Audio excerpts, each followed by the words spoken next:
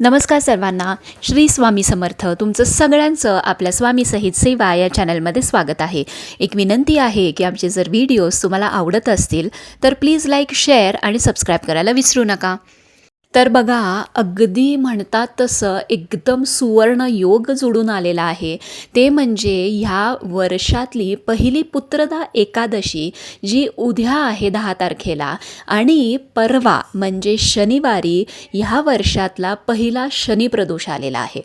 जसं पुत्रदा एकादशी श्रावणात येते आणि पौषात येते, तसंच शनिप्रदोष वर्षातनं 2 किंवा अगदी 3 खेपा येतो.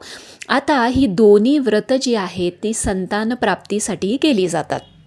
असं म्हणतात की पुत्रदा एकादशीच्या दिवशी जर तुम्ही उपवास केला आणि त्या दिवसापासून 41 दिवसापर्यंत जर बाळकृष्णांची सेवा जर तुम्ही केली तर संतान प्राप्ती तुम्हाला अवश्य होते. आणि शनी प्रदोषपासून तुम्ही सगळे प्रदोष जर हे प्रदोष व्रत केलं, जोपर्यंत तुम्हाला संतान प्राप्ती होत नाही तोपर्यंत प्रदोष व्रतसुद्धा तितकंच फलदायी आहे. आता बघा, तुम्ही पुत्रदा एकादशीचा उपवास उद्या करू शकता आणि प्रदोषाचं व्रत शनिवारपासून सुरू करू शकता. हे दोन्ही व्रत केलं तर तुम्हाला डबल पॉवर मिळते संतान प्राप्तीसाठी. आता पुत्रदा एकादशीचा उपवास जर शक्य असेल तर तुम्ही करा, जर शक्य नसेल तर तुम्हाला उद्यापासून बाळकृष्णांची 41 दिवस किंवा 108 दिवस तुम्हाला सेवा करायची आहे.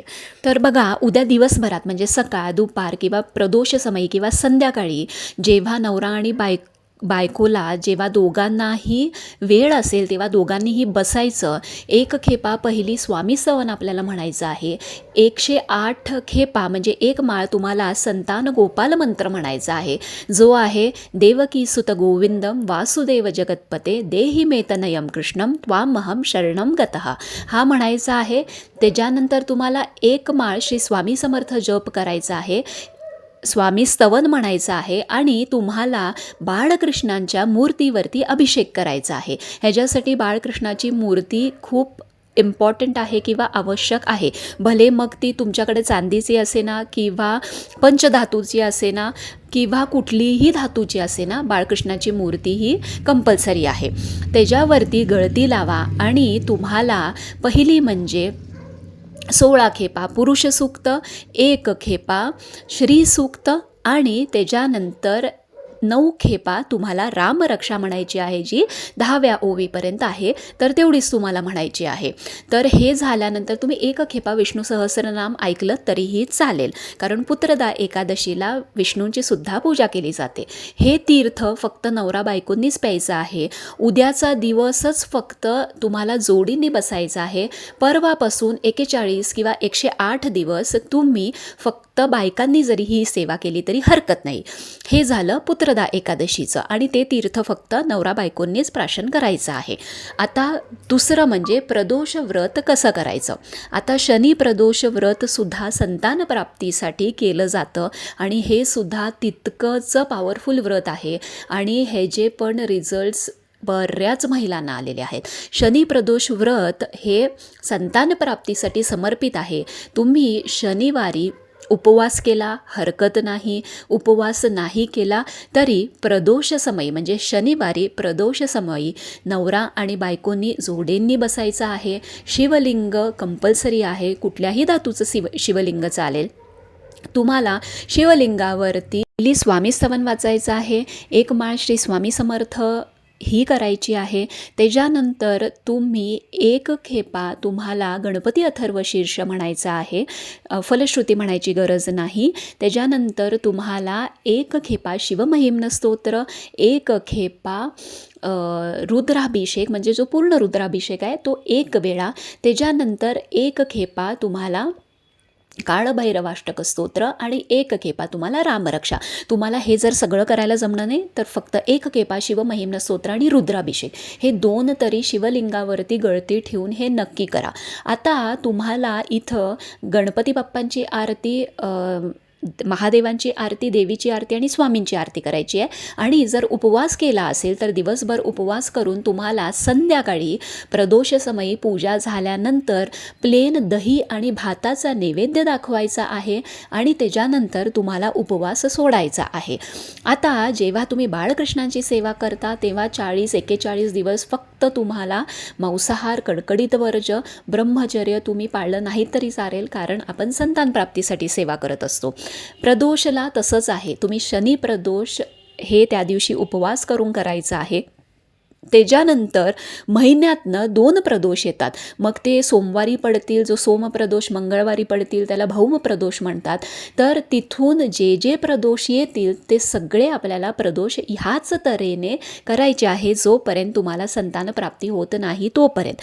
आणि जेव्हा तुम्ही गळती लावून जेव्हा पाण्याचा अभिषेक करता शिवलिंगावरती, तर ते जे पाणी आहे ते फक्त नवरा बायकोंनीच प्यायचं आहे. सो जेव्हा तुम्ही शिवलिंगावरती अभिषेक करता त्याच्या अगोदर शिवलिंग हे स्वच्छ धुवून घ्या.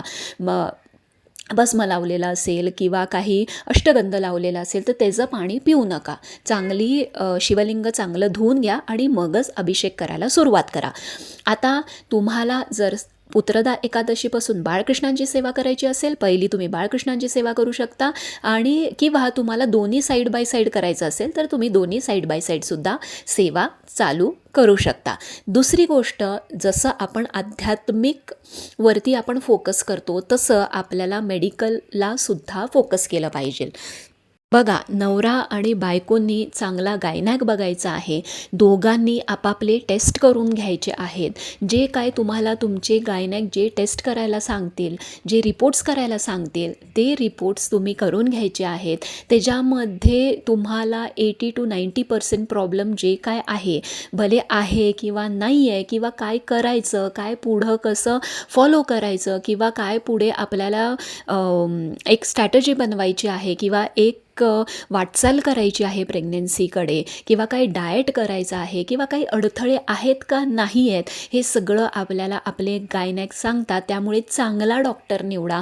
असं नाही की फक्त हायफाय हॉस्पिटल्समध्येच चांगले गायनॅक असतात. आपल्या घराच्या आसपास जरी छोटं क्लिनिक असेल, पण जर त्यांचा हात गुण असेल आणि ते जर ॲडव्हान्स्ड डॉक्टर असतील तर त्यांच्याकडे नक्की जावा. दोघांचेही रिपोर्ट्स करा. प्रयत्न हे चालू ठेवा. त्याचबरोबर अध्यात्माची ही आपल्याला साथ घ्यायची आहे. कारण असं बरंचदा होतं की एकदा आपल्याला बाहेरची बाधा असते, किंवा कोणी गर्भ हा बांधून ठेवलेला असतो, किंवा तिसरी गोष्ट म्हणजे आपल्याला पितृदोष हा प्रखर असतो, आपल्या पत्रिकेमध्ये सुद्धा तो कळत असतो. आणि चौथं म्हणजे आपलं कर्म जे आहे ते चांगलं पाहिजे, आणि जे भोग आहेत ते जोपर्यंत आपण भोगत नाही तोपर्यंत आपण आपल्या डेस्टिनेशनला पोचू शकत नाही. आणि त्याच्यासाठी आपल्याला अध्यात्माची साथ पण ही लागतेच. त्यामुळे मेडिकल आणि अध्यात्म हे दोन्ही एका बोटीमधून आपल्याला ट्रॅव्हल करायचं आहे, आणि हे दोन्ही सोबतच घेऊन आपल्याला ट्रॅव्हल करायचं आहे.